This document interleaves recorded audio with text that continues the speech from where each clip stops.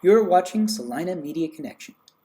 USD 305 school board candidates attended a forum at the Salina Area Chamber of Commerce Annex in Salina, October 24, 2019. The following program lasts about an hour and 20 minutes. Good evening, ladies and gentlemen. It's 6:01, so I think we got to go ahead and get started. Wow, this is a great crowd. Is there anybody else outside we need to try to find seats for? I mean, this is probably one of the best crowds we've had in a very long time, so thank you all for attending.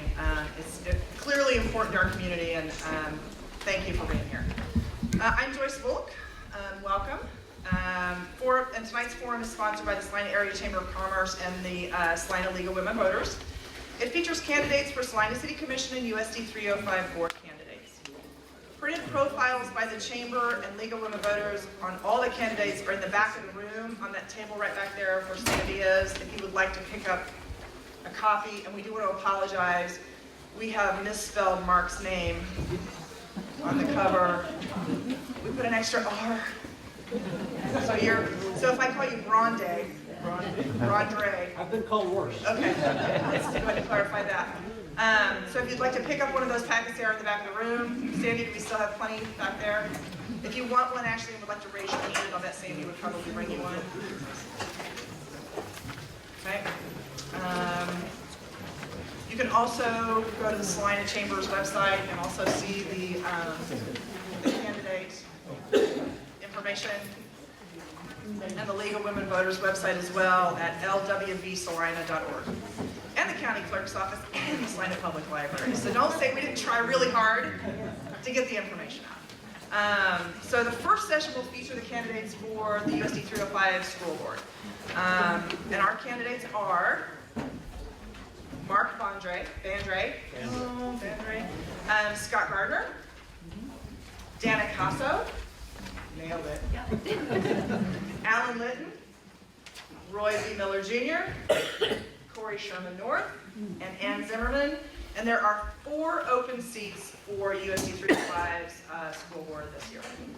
And on my left is my good friend Margaret Wyatt from the Salina League of Women Voters. She's my partner tonight. And Margaret will review the rules, because I'm not the rules person, I'm just the friendly person. So rules are what Margaret does. So Miss Margaret, the rules. Okay, rules it is.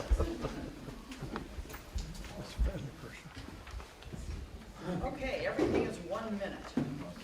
We begin with 1 minute opening remarks, which I will moderate. Oh, pull it down, yes. Got a tall person and a medium person here. Is that good? Yeah. All right. We begin with 1 minute opening remarks, which I will moderate. Candidates will alternate. We'll go down the row and then we'll start all over again. After the opening remarks, we will have questions from the media panel. Joyce will moderate that. We'll do that until 6:40. In the meantime, the audience should be thinking of questions and writing them on the little pads with the little pencils that are on the seats, and people will come around and gather those up, and then a group of folks in the back will look at them, combine them, figure out what we can use, and send them up. And I will then moderate written questions from the audience until about 7:15. Questions should pertain to all candidates. All candidates will be asked to answer each question. Candidates will have 1 minute to answer the questions, and after that, I said we stopped at 7:15. Then we have 1 minute closing remarks, which Joyce will moderate. Questions? I do want to introduce our timekeepers, Bruce Wyatt and Diana Charver. Here is what they're going to do. They have 3 colors: green, yellow, and red. When your minute starts, Diana will hold up the green flag after 40 seconds, the yellow after a minute, the red, and the timekeeper will say stop. Okay? Shall we start with the opening remarks? Mark Bandry? You want us to pass the microphone down? Is that? Yes. I assume it's on. Everybody can hear all right? All right. Ready to start, man? Folks, as they said, my name is Mark Vandre. It's an honor to have the chance to run for school board. My wife and family and I have lived in Salina for 6 years. We're newcomers, obviously. Although, we lived in Lindsborg in the early 90s, and my wife taught at USD 305 back in those years. She and Lynn actually were first-year teachers together, so a lot of memories in that regard. I'm running for school board because I believe it's important to return to the gifts you have to your community. Again, we've lived in a lot of places, but Salina is where we are now, and I want to help do things for the community. I really valued the school board the last 2 years. I think our current school board has done a tremendous job. I want to keep that rolling. As far as my personal background, I've spent 31 years working in education, all at private colleges, 4 of them in Kansas, 2 in Ohio, 1 in Ohio, 1 in Arkansas. I'm a director of financial aid and registrar at Bethany currently, and I feel like with all those years of working in private colleges, I just have a lot of skills that would help benefit the school board, a lot of knowledge about education. So I appreciate the chance to be here. We appreciate your vote on November 5th and look forward to the opportunity. Scott Gardner. I want to thank everybody for coming out. I'm Scott Gardner, grew up here as a small child, moved here from Kansas City. I am a product of USD 305. My kids are products of USD 305, and I've got grandkids that are beginning their journey through USD 305. So I graduated from here, went to college, football scholarship, and got a degree there, came back, got 2 degrees, master's degrees from Kansas Wesleyan. And I have 5 certifications to go along with that. And I think that the thing that I can do for the school board is add another level of knowledge and bring something to enhance what's already there. So I don't come in with any preconceived ideas or notions. I'm just coming here and trying to help. So appreciate your vote. Dan Casso. Good evening. My name is Dana Passo, and my husband and I have been residents in Salina for 25 years. We have 3 children who attended and graduated from USD 305.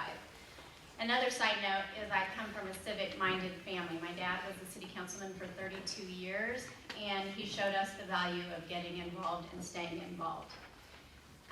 Throughout my children's education, I was a very active parent. I was on the PTA, I was PTA president, I was on every site council at all 3 schools. I was a part of the focus groups in our schools, and I helped start the school marathon program at Meadowlark Ridge Elementary. I believe it's very important to be active in your children's education and lives. I believe that if I'm going to do something civically, this is exactly where I should be, as on the school board. Alan Litton. I'm Alan Litton. I've been here for 10 years, moved here from Hayes. I served on the Hayes City Commission for 2 years.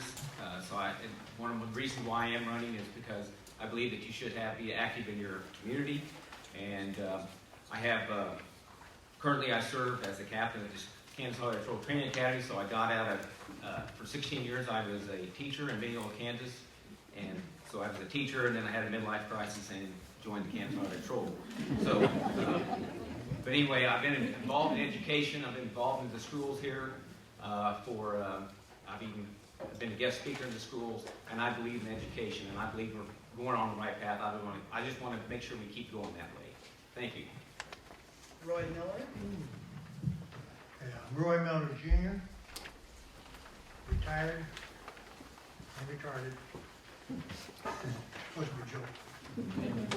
Anyway, this is my first time trying to do something like this. I was just kind of concerned about the infiltration of biased teaching in schools, where they're teaching children things that I don't think they should be teaching. I also got involved with bullying, transgenderism, and political correctness. My son suggested that I do this, so that's why I'm here, trying to do something to take and hopefully make some changes. Corey Sherman North. Thank you.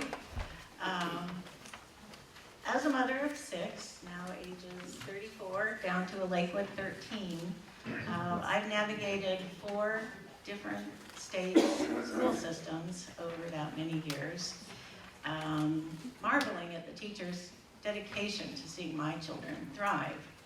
So I do feel it's my turn to give back to my own school system in my own community.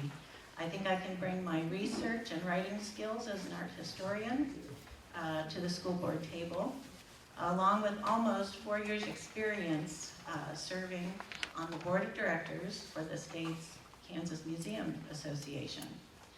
I've learned how boards best function to steward policy changes and legislative advocacy, and also how to manage an annual budget.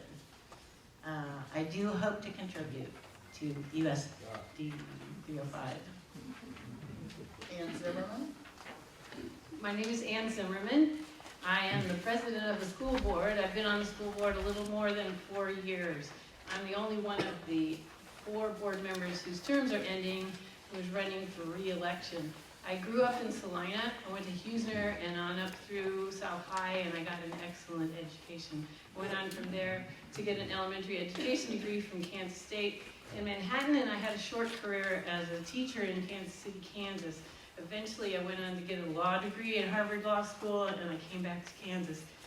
First in Wichita, practicing law there, and then in Manhattan, and then back to Salina. My focus is on mediation, helping people to resolve their conflicts. Salina schools can always get better, and right now I think the school board is working together exceptionally well, and I want that to continue. I hope you'll vote for me and for the 3 other best candidates. Okay, now for the media panel. I wanted to mention, if you guys want to take those mics out of the stand and pass them, it'd probably be a lot easier. You do not have to leave them in the stand, if you would like to take them out. Seems to be working pretty well. Okay, totally your call, whatever you're more comfortable with. I'd like to introduce our media panel. We have Leslie Eichelberry from Eagle Media, Todd Pittenger, Rocking In Radio, and Charles Rankin from the Salina Journal. And then we should have, we'll do questions from the audience a little bit later, but right now we're going to start with the media questions.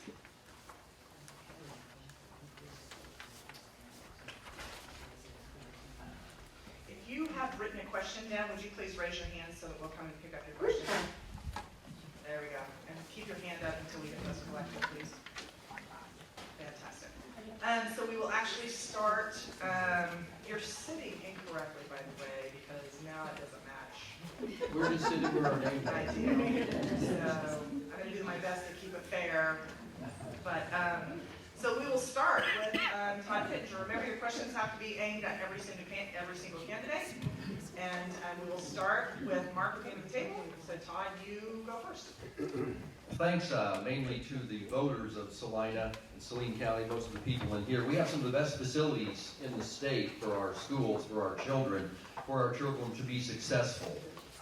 My question is, how do we know that our children are successful? How do we judge that? Is it by a standardized test or what? How do the citizens know out there that we're being good stewards of our schools, doing what we're supposed to do, making our children successful? Thank you, sir. From the point of view of the school board, there's multiple ways we have to look at that question. One, certainly mentioned standardized tests. Those types of things are important. I mean, the State Board of Education requires the administration to monitor such things.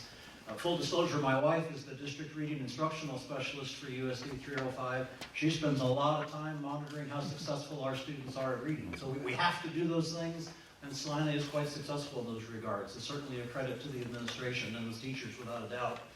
The other thing we can do, and this is part of my goal in this process, is looking at our students being successful contributors to our community. Whether they stay in Salina or wherever they go, I want our students to be successful in their educational aspirations, whether they choose to go to a 4-year college, a 2 years college, a technical school, pursue the military, apprenticeship, whatever it is they want to do. I want our schools to prepare those students. I think they do. I want our students to be competent contributors to society. So that's 2 ways of monitoring that success. Ditto. No, I think I would agree a lot with what Mark said. For me personally, it's all about goals, ambitions, and dreams. And so each kid is going to be different. And if we take the time to understand what's important to that child what's important to their parents as far as the parent understanding and making sure that they felt that their child got a good education. I think that's what's important. So I think we just have to find out what's important for the kid and then show them the options that are available for them and then strengthen them, equip them, and then let them go. We are absolutely blessed by the beautiful facility that we do have. And I do think our children are appreciative of that and are taking better care of the schools since we've updated them. I know our teachers feel blessed to be teaching in such beautiful facilities too. They always were wanting our children to succeed, but I think it's even more exciting watching that our community gave money and backed our school system. There's always benchmarks, and it changes. I think Kansas Can 5 is what we're looking at now, and we are always doing testing. We are always measuring our children. Graduation rate is one way you can tell. We're at 88.3%, I believe. And that's a good number. I think Lynette Line told me she wants 100%. So maybe when we get there, we'll know for sure we're doing a good job. But I believe our school system is doing an excellent job. Mark, you got the answer first. You took the words out of my mouth. That's okay. Seriously, again, like Dan just said, graduation rate. I think we need to make sure we have good citizens coming out of our schools. So when they get out into the real world, they are productive citizens. But I like to see our school again. How we graduate, where they go on from there. Can they go to a 2-year school? Can they go to a 4-year school? Can they go get a job right away? And that's the biggest thing is, do they come back here and are they successful in our city? So, but there's lots of ways we can look at that. But again, graduation rates, and I hate to say it, tests, but sometimes standardized tests aren't a real way of looking at that. But again, I think that I want to be good citizens. You're taking the words right out of my mouth. Every one of them, gee whiz. Because I have to agree with every one of them. And that's not the only thing I've got to say. We do have good schools, and we have good teachers, and we have good students.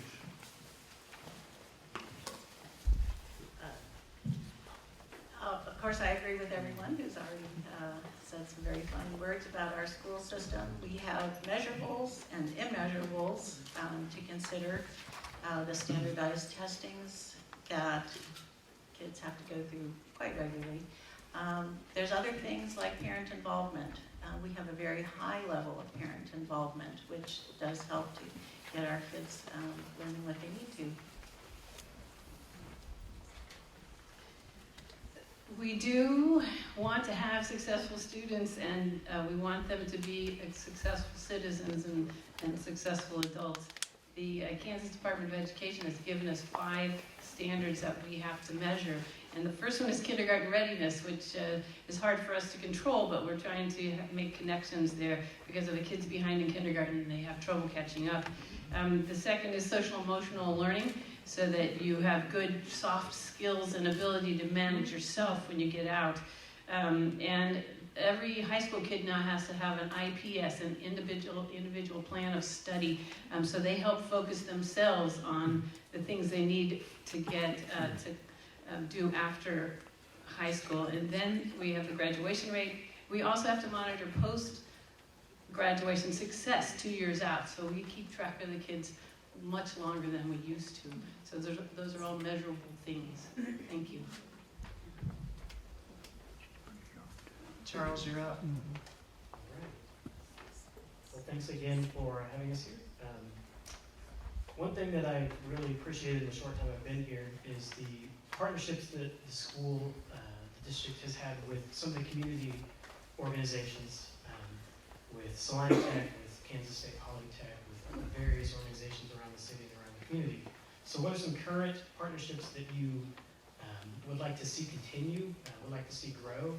And also, what are some other partnerships within the community that you feel like should be developed? Actually, since I'm not on the school board, I don't know all of the partnerships that they have, so I can only tell you that what we're doing, I think, is working, but we also have to be cognizant and understand that there's so much more that we can do. And so we have to push that envelope.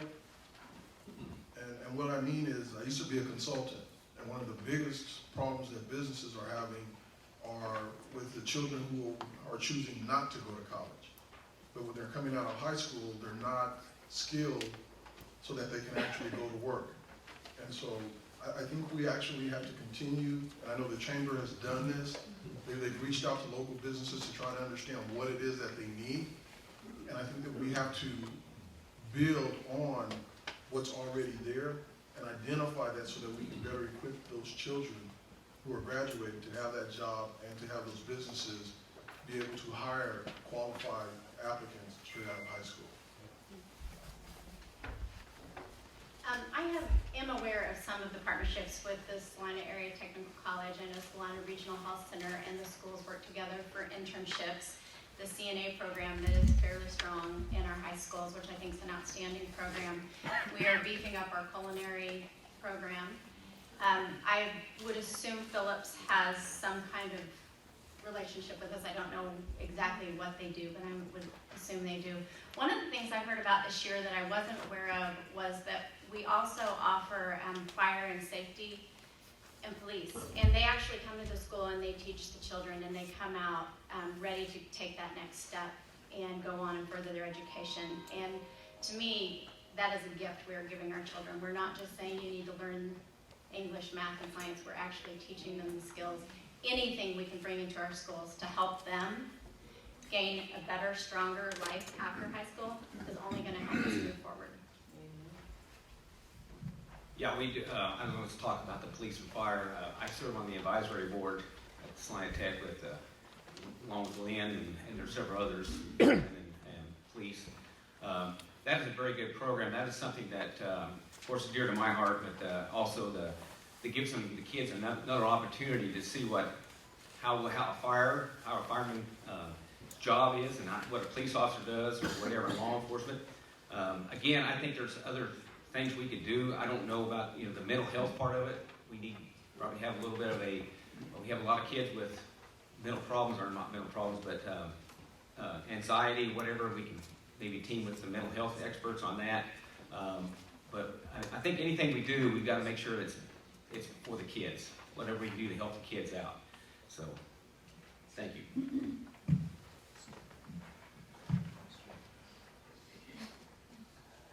Everything's already been said.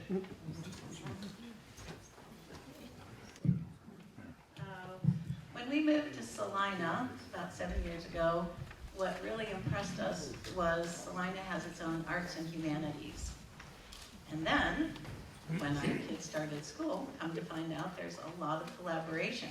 And the kids, for instance, just finished a 7th grade culture crawl for the entire 7th grade. Came downtown, visited all our cultural landmarks, and it's part of a really well-rounded life here. And certainly like to see that continue. We do partner with Salina Area Technical College. The students can take classes for free, certain numbers of classes. And really, I don't know all the details on that, but we also have pathways in the high schools where your student gets to choose what a pathway to be on and take advantage of classes lined up in the fire and safety and the health services, the food services. I think there's, public service, and maybe construction science. We do lots of arts in the schools through the Salina Arts and Humanities Foundation. I get to be a teaching artist that way. I'm a singer-songwriter, so I sing about 60 times in the schools. We also are trying to have a better partnership with the community in general, and we're going to start working on our strategic plan this year, and we'll have meetings with the community all around the place, so please come out.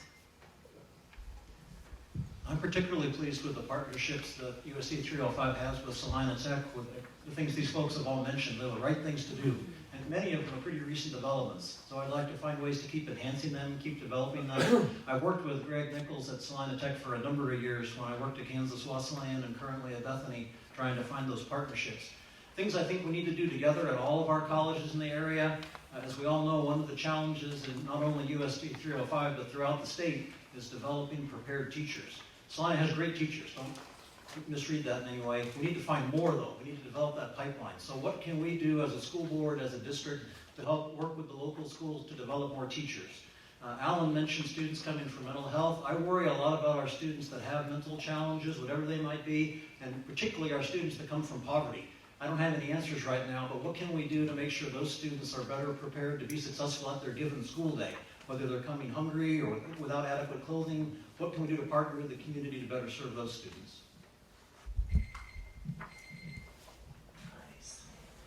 Leslie, please. You're up. And Dana, you're going to go first. Thank you. FYI, I am a product of 305 many, many years ago. So anyway, I appreciate y'all having me here. If you, assuming you get elected, okay, you're on the school board, and you could change one thing about the district, what would you change and why?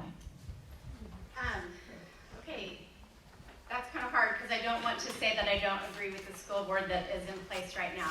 But I was very disappointed that we lost our alternative high school. I feel like this is a very large school district. We have over 7,000 students. We have a very diverse group of students, and we needed that school. I hope that someday we can go back to that or a form of that, but I think that our teachers need to feel that they have that place as an option, and our students need to feel like that is a place for them as well. So. Thank you, Annex. Good. I guess one of my things would be recruiting and keeping the best teachers we can here, retaining them here in USD 305. I think I would like to see us maybe have a recruiter or something like that to go out and look for teachers that the best we can find out in the world. We need to make sure we have a community. Our community is, if we have a good school system, we have a good community. And I think we have a good school system, and we're striving to have a good community. But I think we got to make sure we can get the best teachers here. And we need to be able to pay them and make sure they have a not just pay, but make sure they're appreciated here. It's a big thing to be appreciated. So I thank you for that.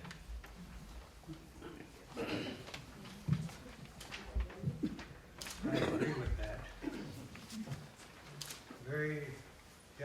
I really agree with it. But I'm new here to the Board of Education type thing. So I know that they have done their best and have been doing a good job taking care of things. But I was wondering, I do not know if they go to the schools or not to find out what's happening in each school. So that's one thing that I'd like to take and find out about is these candidates here, as well as the ones that are on the board, if they go into schools and find out exactly what's going on in the schools and why, and things of that nature. We've got good teachers, we've got good students, and I believe that we're doing a good job, but I think we can do better. Thank you.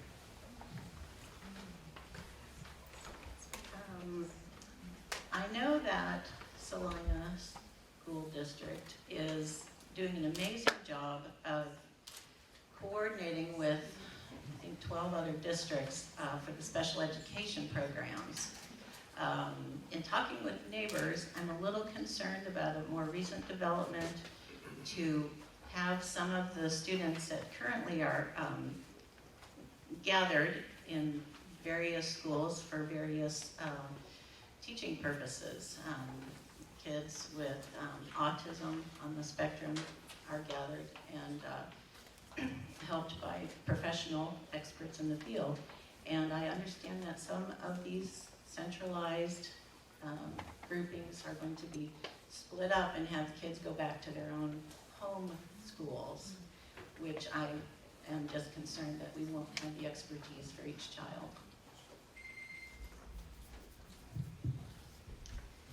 The one thing that I would change would be to have a higher number of staff members, higher diversity of staff members, people of color. Some of the wonderful staff people that we had who were African American moved away. We have about maybe 15 to 20% of our students that are Hispanic or African American, and they need to be able to look up and see people who have accomplished things that look like them. And we need to recruit more teachers of color, which of course is a challenge just to get teachers, the number of teachers you need, but we need to work on getting a more diverse faculty. It's a complicated topic, obviously. And for me, what I would love to find a way to do is somehow enhance teacher compensation. And that's not a new topic, I realize. It's something Lisa Peters and others have worked on for some time. But part of the reason we struggle to recruit and retain quality teachers is they can make more money somewhere else. So what can we do to think creatively? Now, I don't have the answers now because I'm not privy to all the budget details, but could we find ways, for example, to reduce how much each teacher has to pay towards insurance? Are there ways to be creative out there? My wife, my mother, my sisters-in-law, a lot of teachers in my family, all teachers, at least the ones I've worked with, contribute things out of their pocket to help their classrooms. They're spending money of their own to help make the classroom go better. Can we do something with daily budgets to relieve some of that stress from students? So I don't have all the perfect answers, but enhanced teacher compensation would be my goal. I think there's actually two things that I would look at. One would be compensation for the teachers and the staff. My daughter was a teacher. That's what she dreamed of doing. She came back, she taught at Head Start, and then she taught kindergarten, and now she's going to school to be a nurse because she couldn't make enough money teaching. So personally, that's a problem. And it's a problem that we need to face and deal with. Secondly, if it wasn't for sports, I wouldn't have gone to college. So I got a free education because I can carry a football. And so I think one of the things that we have to do is do a better job of allowing our kids to get the opportunity for those who need it to get a scholarship to go to college. College is extremely important. I don't care how you get there as long as you get there. That's the important thing. And every young kid I find, I tell them, well, they might say, I don't want to go to school. I say, go to college. I don't care if it's just for a semester. Get the experience. There's something to learn there, and I think that we need to do whatever it is that we can to give every kid the opportunity to go to school, because some schools are very expensive.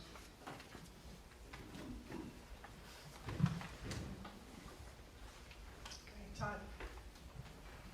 I know everyone, when they send their kids to school today, they want to know that their child is safe at school. And heck, my wife is a teacher. I want to know that she's safe when she goes to school every day. School violence is a problem. At least it's a perceived problem across the country.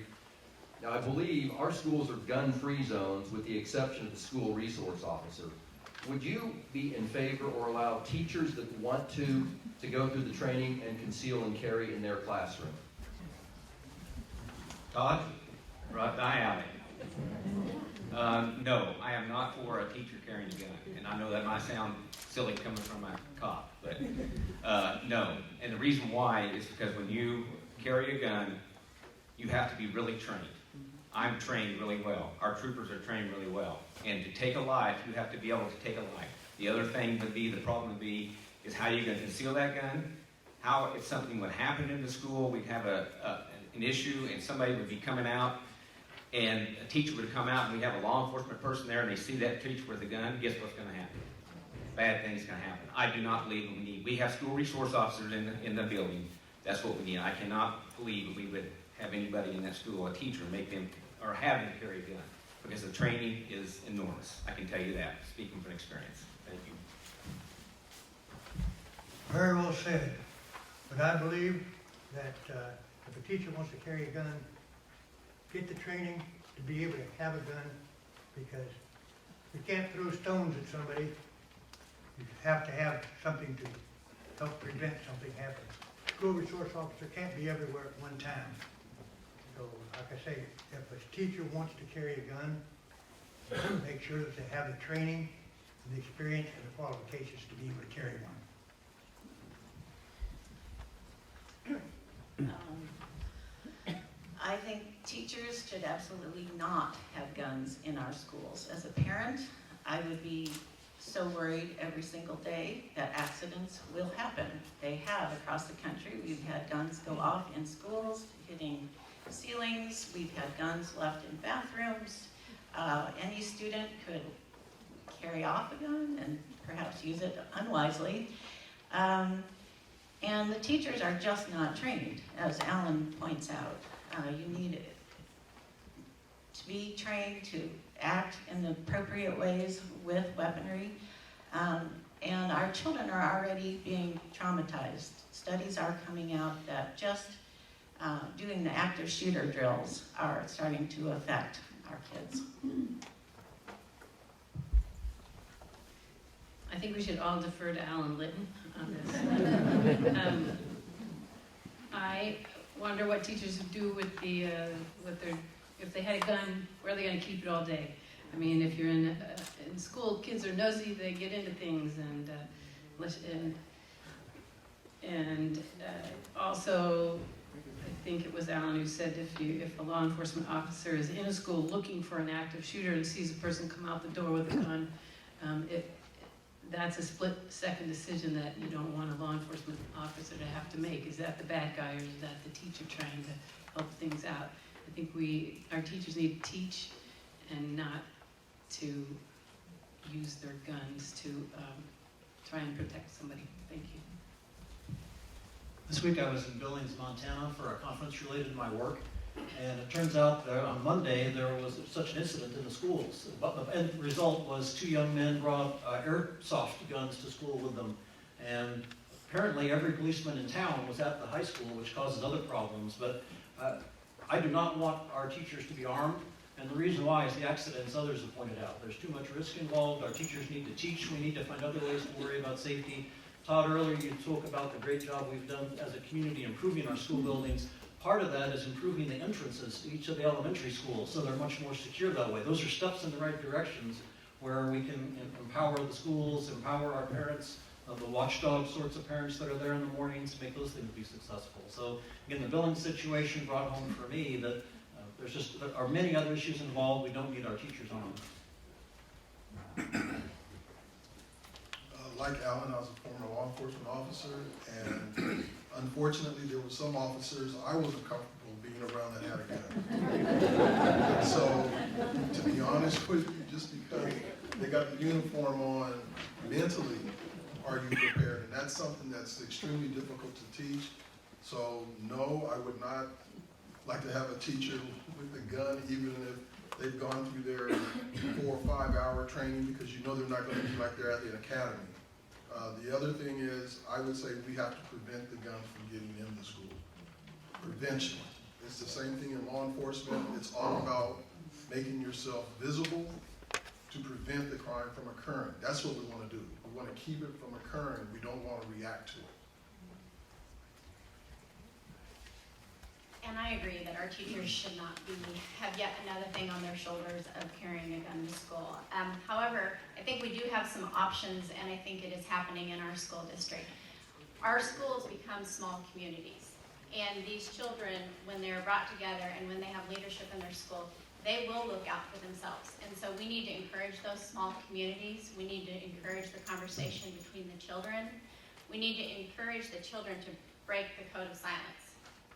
They're scared, and we need to allow them to come to us and be open and honest and listen to our children. I also think I spoke to Mrs. Exline because my children are a product of this situation.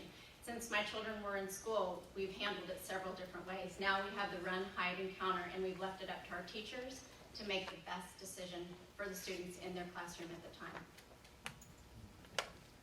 I'll just throw in real quick. My wife's father was the commander of the Kansas Highway Patrol. She grew up around guns. She doesn't want a gun in her classroom. Thank you. Thanks to the media panel. We are now going to take your questions, and Miss Margaret will be in charge of sorting through those. Okay. I have a number of questions screened by our people in the back, and I believe we're starting with Roy Miller. First question is, why do you perceive, sorry, the medium person is supposed to put this down. What do you perceive the 2 greatest problems in our district? Since I'm not on the school board at the present time, I really can't give you an answer on that. I thought I'd have to be on the school board in order to answer that question properly. I believe that truancy and absenteeism is a problem in the school district that we'd like to improve. And asking Superintendent Exline the question, what's the biggest challenge? She feels that we need more faculty for special education and those programs. I think we need to work on graduation rates. We need to make sure that, well, get as close to 100% as possible. We're not there yet, and that means working way back down the line, starting in kindergarten and all the way up, and making sure the social emotional learning happens, and make sure the trauma in the child's past is dealt with.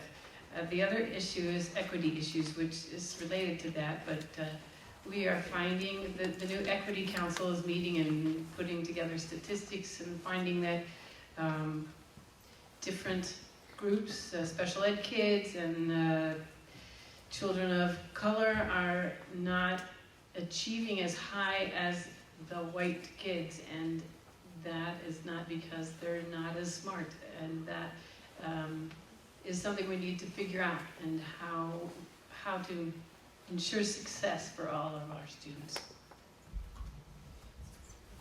You know, Scott mentioned his educational gifts earlier. I've been fortunate to earn a master's degree in management and a doctorate in educational leadership, and the skills learned in those has taught me how to help analyze some of the data, some of the things that are out there.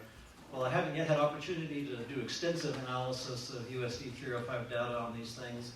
I think two key pieces that we need to work on are ways we can recruit substitute teachers. Right now, it's a challenge when our teachers need to be out, whether for illness or for training of their own. It's hard to find quality people to fill those seats, and that lessens the quality of education that's going on. I also think the impact that students in special education situations that are behaviorally challenged, the disruption they bring to the classroom presents real problems for learning for all, certainly them themselves, but others that aren't causing problems. So what things can we do to enhance training, to enhance skills that improve some of those sorts of situations that are out there? Based upon the people that I spoke with, funding for special education is an area of concern. And as we talked, salaries for our teachers and our staff is the other area of concern. I agree with what everyone said, but I have two things that are not huge items, but they're certainly items that I feel are important. And the first one is a good source of communication. I'm not sure we have found that yet. When I bring up Peach Jar, nobody knows what it is. It's a form of communication with our parents where we get flyers and we can look online and we can find things. And a lot of teachers and a lot of parents aren't familiar with that system. So I'm not sure our parents are getting the information from the schools that we need. I'm not sure that people are reading the Salina Journal like they used to. So how are we getting communication out to our parents? It's kind of easy in elementary school. It gets much harder with middle and high school. The second thing has nothing to do with the school district at all. It has to do with the parents. And as parents, we've got to step up, we've got to be accountable, and we've got to quit bashing our school and our teachers on Facebook. Nothing irritates me more than that. Thank you, Dana. Well, I'm going to go right in with her. That is something, bashing our teachers. All we're doing is teaching them that it's okay to belittle people, and that is not right. It's not right at all. And that's part of what's the problem with our communities today. I'm sorry, but that's it, and that needs to stop. The other thing is, I think that I don't know if you could, I'm on the school board, and I don't know how much money it costs, and have to be able to change it around, but maybe teaching foreign language in the grade school, maybe, so we can learn foreign language, because you don't learn foreign language when you're in high school like me. I have 3 years of German, and I can't speak any of it. So I can speak a little bit, but not much. But again, I think if you would have some foreign language, maybe start it in the grade school, they could learn it, pick it up, and actually be fluent in it. Thank you. Our next question. Please describe your level of awareness and concern for our students' struggles with emotional issues and the impact it plays in their ability to learn. Cora Sherman North.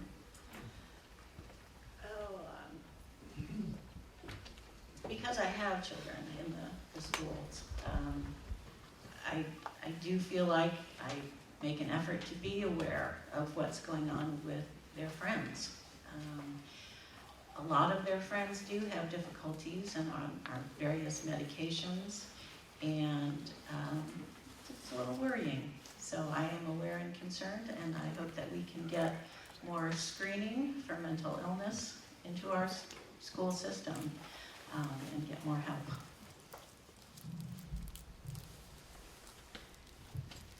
I'm involved in a number of things beside the school board and beside my law practice and beside my music in the schools. I work with the Salina Initiative for Restorative Justice, and we do parent-adolescent mediations, among other things. We do also victim offender cases where we work with juvenile offenders who have to we make them sit across from their victims and work out ways to make things right. But the parent-adolescent mediation is one where we run into many social emotional issues that interfere with kids' lives, and we often get these through the truancy program. Now, I don't do them for the Salina truancy kids, but because I'm on the school board. But I also teach Sunday school, and it makes it very hard to teach, even a 45-minute Sunday school lesson when you have kids with emotional issues. So this is very close to my heart. My wife and I have two children. Our oldest son is 25, graduated from Baldwin City High School and then Kansas Wesleyan. My younger son graduated from Salina South and is now a senior at University of the Pacific in Stockton, California. My wife and I were heavily involved in their education. As a parent, I felt if we wanted to make sure they were involved with good coaches, might as well deal with me. So I coached every single sport they did throughout their youth. As a result of that, over the years, I've seen lots of disruptive behavior on basketball court, baseball field, and if they're doing it there with an old guy like me, they're doing it in the classroom too. It's a tremendous disruption, without a doubt. Professionally, again, I've worked for colleges for 31 years. The number of students that we bring into Bethany, and it's not unique to Bethany, but the number of students that come in that have IEPs or 524 plans unique to their educational development background just continues to grow. There's no doubt about the fact there's issues. I alluded earlier to poverty and behavioral issues, social emotional issues. They're there. They are challenges for our teachers. We've got to find ways to help, and I hope to, as school board, be a part of that. Well, I guess oftentimes we have to say things aren't popular, so this is my time. There's a book that addresses this, and we have to start with a firm foundation. And if we go back and find out where we went wrong, where all of this started to go wrong, I think we can fix it. But you've got to have a foundation. If you don't have a firm foundation, you can be swayed to the left or to the right. The book says, bring up a child in the way he should go, and when he gets old, he won't depart.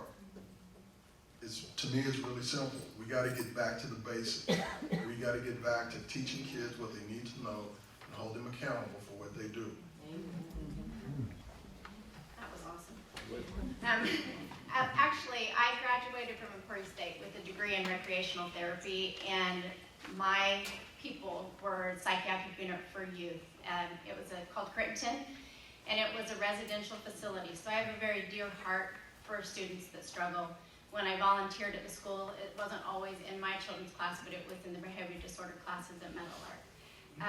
1 in 6 children today, ages 2 to 8, are diagnosed with a mental, behavioral, or developmental issue. That's a lot of kids. Kansas is ranked number 8 in the suicide between ages 10 and 19. We've definitely got a problem, and I think our school district is doing an amazing job reaching out. We have mental health facility from Central Kansas Mental Health in our schools. They're seeing kids at school during their day. We have counselors in every school. We have social workers. I think we're doing a great job. Could we do more? Always. This problem is only going to get worse, but I really appreciate what we're doing already.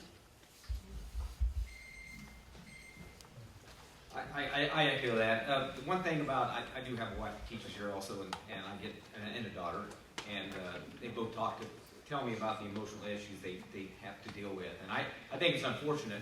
I'm like Scott. We need to start at home. We need to start holding these kids accountable. That would help a lot.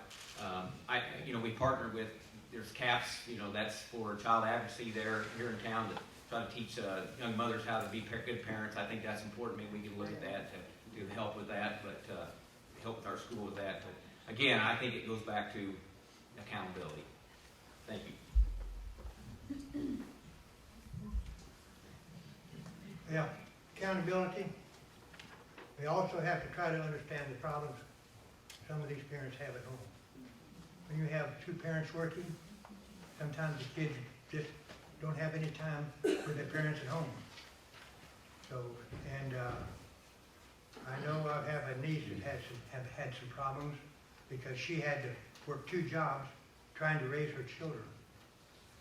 So we try to understand their problems, hold the children accountable, and also try to keep some of these kids off of the cell phones. Okay? Good luck with that, yeah. Okay, here's our next question. Bureaucracy is a terrible drag on education and teaching. What will you do to minimize the impact of bureaucracy on putting money where it belongs, in the classroom? Anne? We have we have pie charts. We have what we call the apple pie chart, which is an apple divided up into triangles to say how much of our money goes into the classroom. And it's a great majority of the apple. So if you could say that the bus drivers aren't there, but if you can't get the kid to school, you can't get them to learn. But all the teachers, the paras, the janitors that make sure the place is good enough to have a school day. Most of our money does go into the classroom, and there is money that is spent on administration, but that helps to keep things moving and working, and I think we're doing pretty well on that. We could always improve though. Thank you. Going back to our very first question, we talked about standardized tests and their reality in our society. For better or for worse, bureaucracy is a reality in our society these days, and we're not going to get rid of it by any stretch. What we can do, though, is continue to hire the best people to help administrate it. I appreciate the way Dr. Hardy handled things. I appreciate the way Ms. Exline is handling the staff. We have good people leading the charge here, and we have good teachers. We just need to keep on empowering them to deal with the adversity our society brings.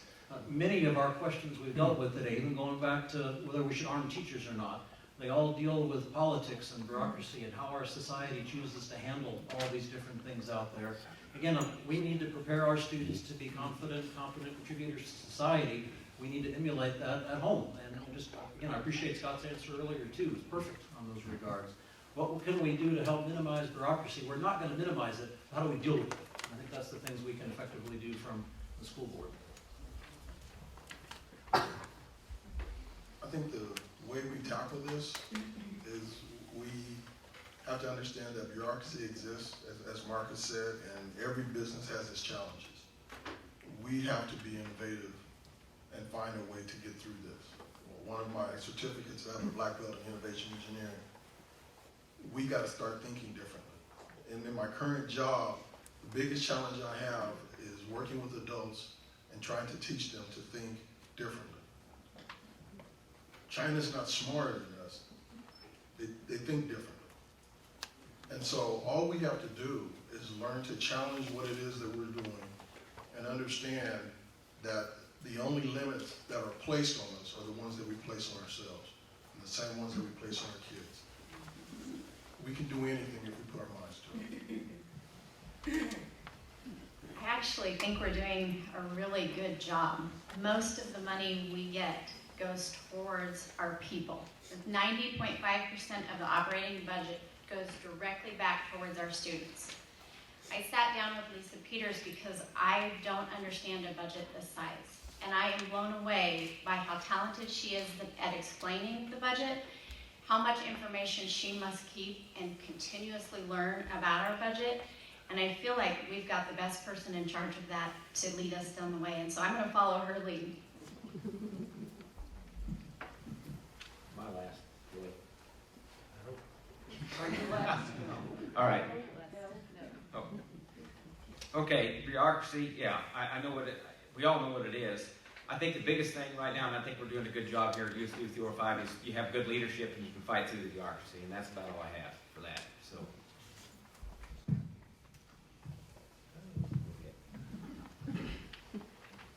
Well, bureaucracy, politics, everything comes into play. Sometimes you have to skim over the politics, get rid of the politics to try to run the school. Sometimes that's kind of hard to do. And hopefully, we can see our way through it. I don't really have much to add to this question. From what I can see, I'm fairly impressed with the efficiency of the school board in getting things done. Okay. Mark, we'll start with this one. Would you be willing to reduce funding for athletics and direct it instead to a gifted, talented program?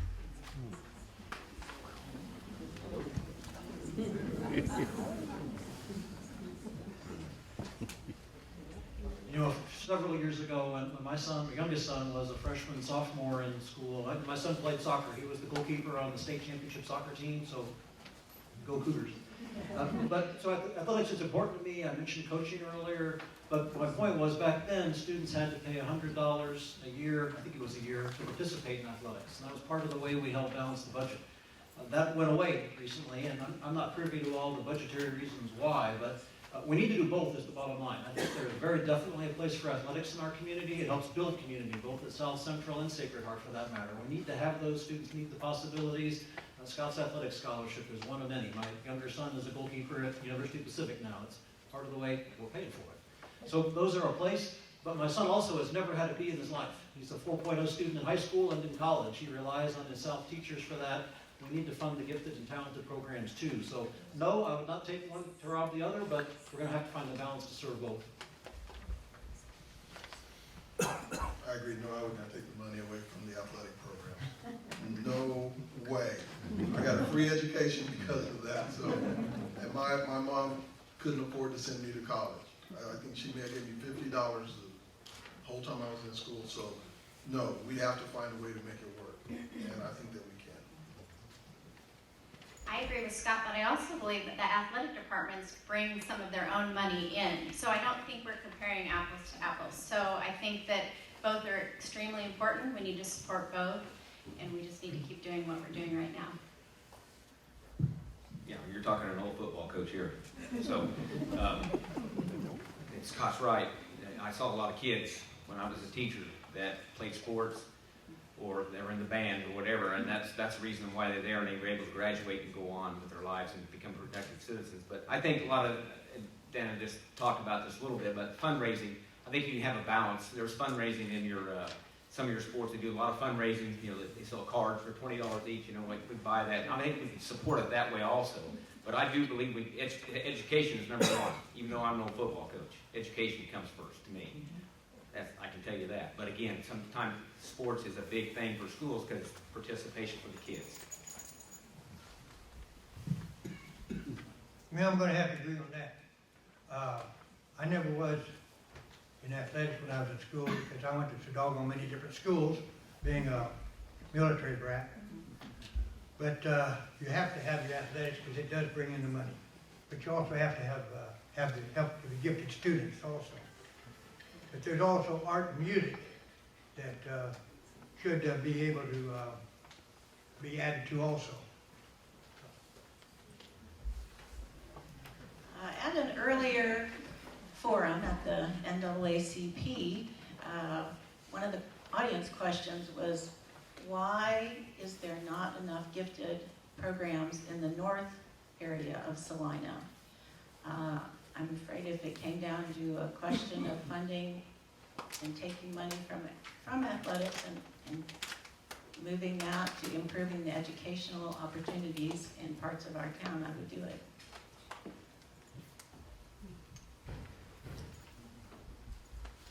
I don't think we need to have it in either or. It needs to be both.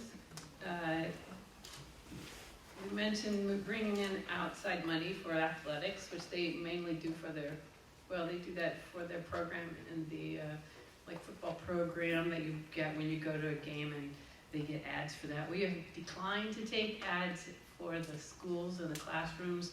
It didn't seem like a good idea. And so we have to find other ways to get money for our classrooms unless unless funders are willing to give it to us without putting their names on things. But our AP classes, advanced placement classes, they serve as gifted and talented programs, although there's more to gifted and talented programs than AP classes. But there are many ways for the gifted kids to find outlets in our schools.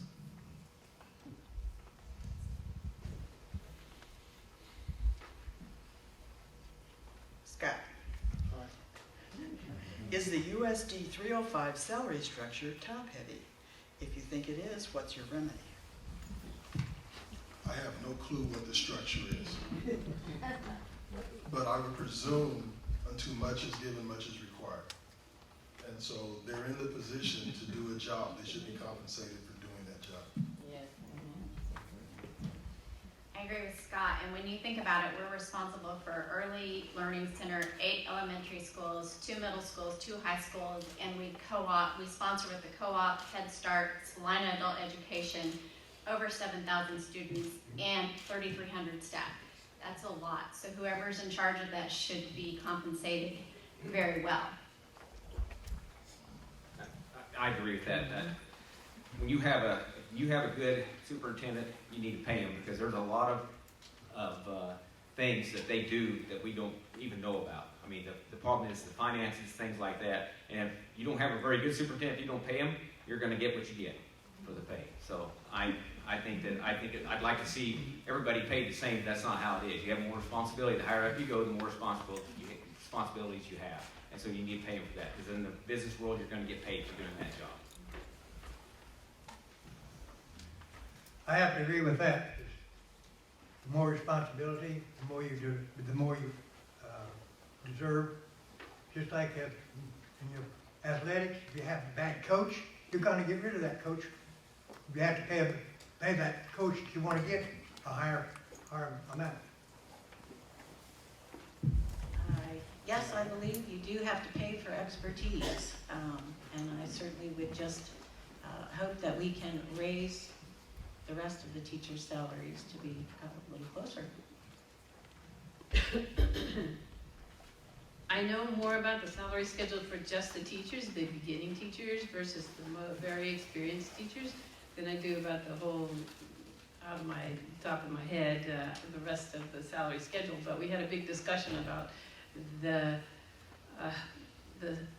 whether we should give an equal percentage to the teachers across the board this year, and we didn't.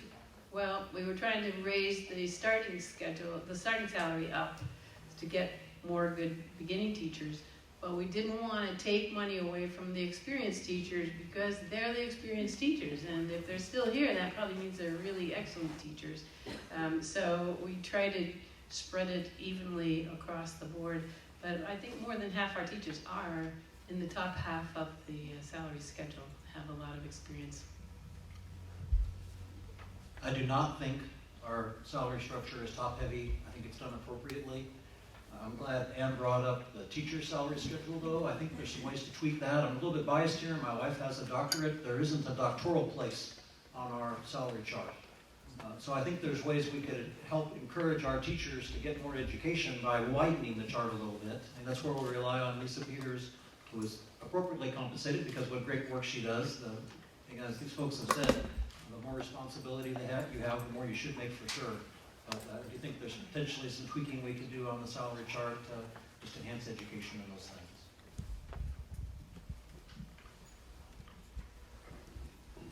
Okay. You're passing? You started. Deanna starts this time. Yeah. Most citizens have no children in school. How would you propose USD 305 keep them informed and connected to their schools? I think that's a very important piece of the puzzle, and I do think the communication I mentioned earlier is a key part part. We have to get people to our schools. One of the things I'm probably most proud about that I've done here in Salina is started the school marathon program over 16 years ago in our elementary schools.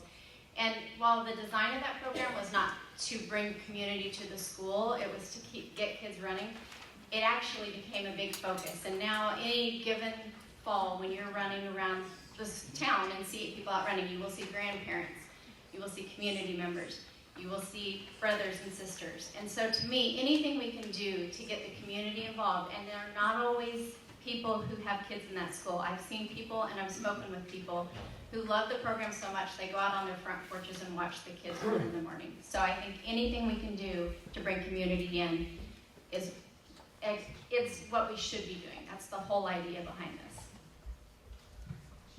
My grandfather, a long time ago, told me, he said, and he didn't have, that's when we were grandkids, whatever, he didn't have kids in school, but he always supported schools.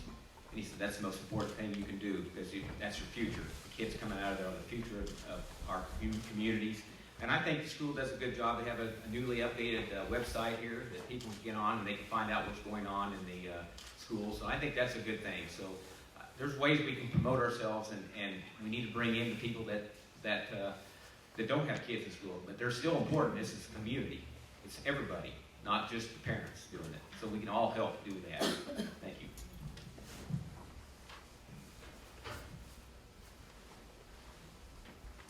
Football, baseball, all school activities.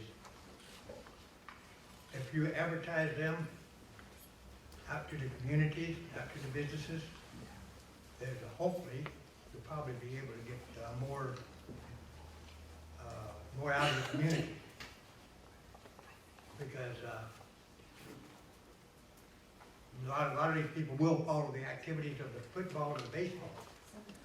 And of course, you have these guys that go out there and say, hurrah, hurrah for the Cougars, and you have to have the other team.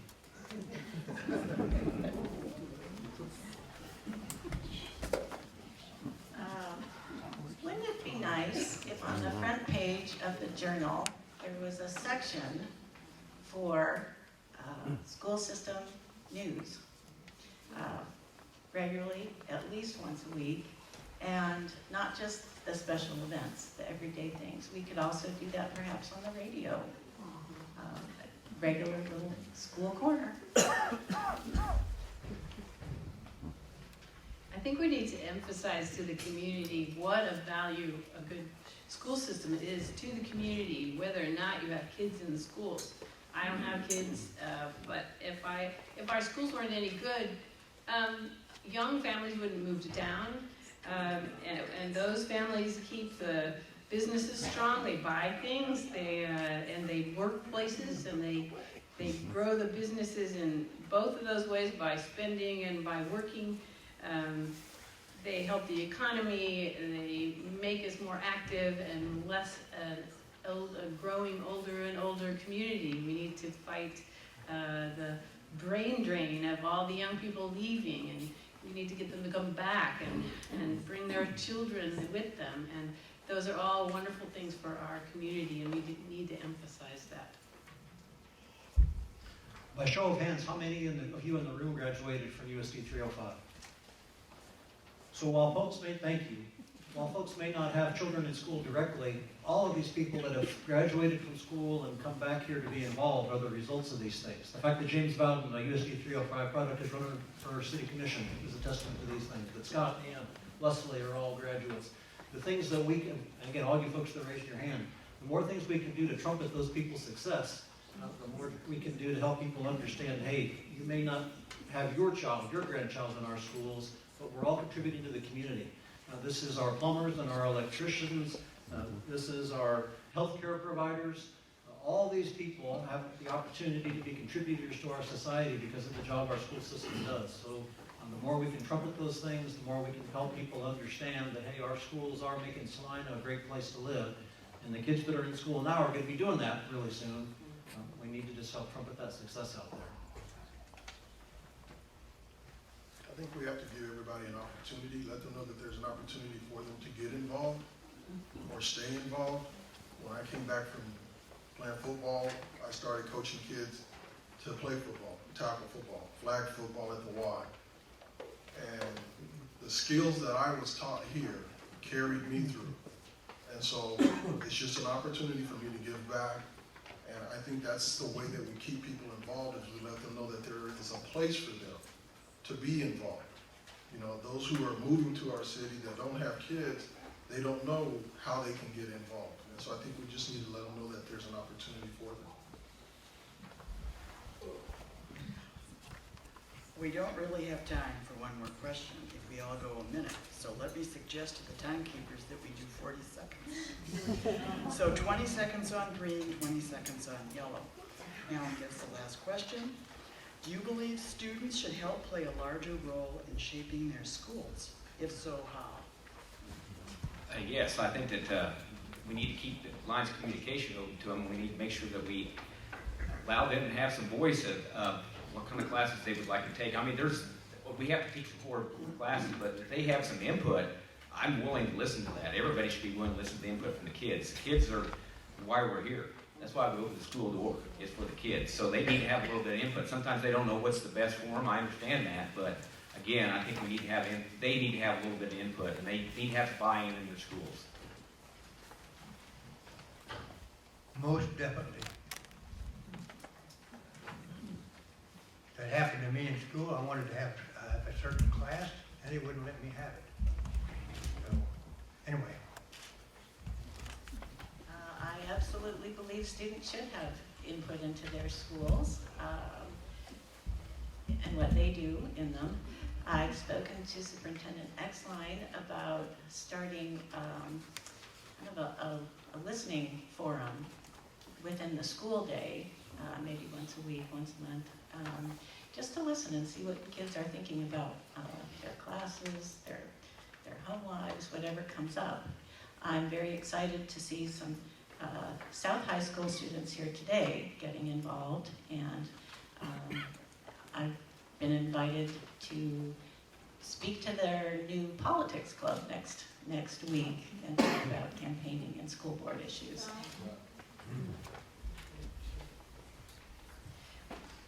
Yes, students should have a voice. I remember being a student and being asked for opinions, and I always kind of wondered what I was doing, but I have more opinions now. But there are students on the Equity Council. There are student members from both high schools, and there are students on the high school site councils, and there are, and Ms. Exline is talking about starting a student advisory council for herself to keep herself involved in those, or informed about what the students are thinking.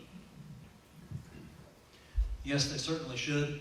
I assume everybody did, but I received an email earlier this week from the editor of the Salina South newspaper wanting opinions. So I appreciate that. They're reaching out. But by the way, they didn't do that 2 years ago when I ran, so that's a step in the right direction. I know Dr. Stevens at Salina South does a great job asking for student opinion through the student government. I mentioned my older son graduated from Baldwin City High School. We have a lot of connections in Lawrence, where Mr. Brunhardt has just come from. Boy, folks think really highly of him at Salina Central. And here's another Salina success story coming back to help us out.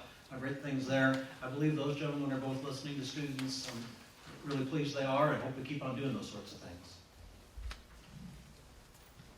Yes, they should play a role or have a voice. And I think the way we do that is by listening to them and encouraging them to speak and tell us what's on their mind, because that's part of the maturation process.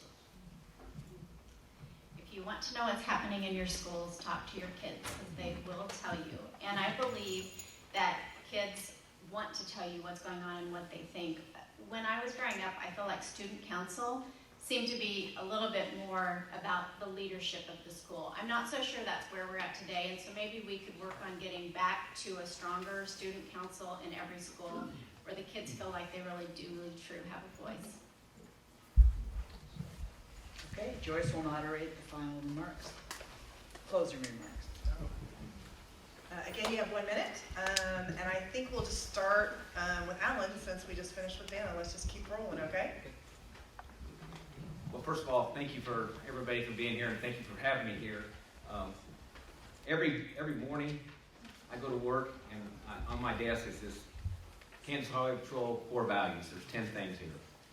The first thing's on here is integrity, and that is something that I believe in wholeheartedly, and I I strive every day to live by integrity. I think it's a very important thing. The other thing is, I would like to have your vote on November 5th. I think that it's very important that I will be a good listener. I will listen to both sides of the issues, and I will make an informed decision. Thank you for your time. Oh, sorry. This is my first time up here trying for a public office here. Don't know if hopefully I'm qualified for it in some way, but I'm willing to learn. This is the first time in politics, if we can call it politics. And I'm willing to try to do what I can to help out. I'm not a graduate of 305, and I never went to school here. But I had the school of hard knocks there, going around the world and everything else. So hopefully I can get a chance to improve something here. Thank you. I do hope to further the mission of USD 305, providing a high-quality, equitable education for all, applying my current experiences as a parent, as a researcher, and as a board member. My efforts would be focused on how best to offer learning to each and every student to help rise to their potential and participate successfully in our communities.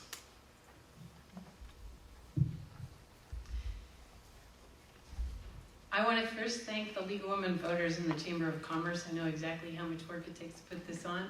I am the Vice President of the League of Women Voters, and I'm happy not to be having to do the floor this year. But thank you for all the work that it takes, and thank you all for coming.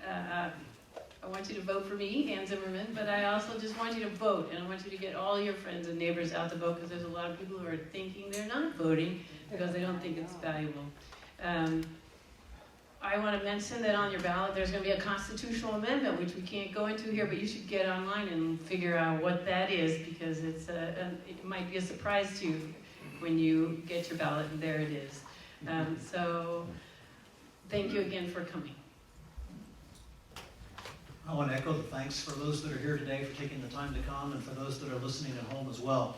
I also want to thank Nedra, Gary, and Carol for their time on the school board. In my opinion, they've done a great job, and Ann as well. I believe I'm qualified to serve in this position as someone who sent 2 children through school, who's worked for 31 years, who has a doctorate in leadership positions. I think I've developed the skills over the years to help be a good listener, which is what the school board needs. I believe in collaboration, and we saw a time in the relatively recent past where the school board didn't collaborate all that terribly well. Let's not go back there. Let's make sure we have the best 4 people added to the 3 that are staying, so we continue to work together, work with Ms. Exline and the student body and our teachers to put forth the best possible product we can. I appreciate your vote, and I appreciate you voting for sure on November 5th. I think we all want you to vote for us, so let's get that out of the way. Well, one thing I want to make clear, I'm a product of USD 305. I went to school at Hawthorne Elementary School, which is on the north end of town. Nobody had very much. So we learned to work for everything. USD 305 gave me an excellent education. It is a great school district. It's always been a great school district. So let's make sure, even though the questions we've had on how to improve it, it's been great. It is great. We're going to try to make it even better. But what it gave me was a firm foundation educationally. I went to college, and college was easy. It was really easy to me, especially because I only had class on a certain day, and Fridays we didn't have class at all. So, I think that the USD 305 has done a great job, has always done a great job, and I think it will continue to do a great job. I was welcomed to the school district by Marcy Roth, who I adore, and a great staff at Metal Arc Ridge Elementary. I was encouraged to be an involved parent, and I continued that way through my children's K-12 education. I would hope that as a school board member, I would also be welcoming to new community members, new parents, and also be there to help encourage parental involvement. I believe one of my strengths, as many of my friends here would say, is I can get you on board for something. If I want 300 kids to run around the school, I am going to work my tail off to make that happen. So I believe that I could be a person who would hear things and get involved and reach out to the public and communicate those ideas. It's a big election. We have 4 seats open. We're losing some very, very dedicated and longtime school board members. If I'm elected, first, I will be humbled and thankful that you voted for me. Second, I'll be willing to learn from the people who are currently in office who know what's going on. And lastly, I hope I bring some new energy. Candidates, thank you for coming. We'll take a break until 7:30.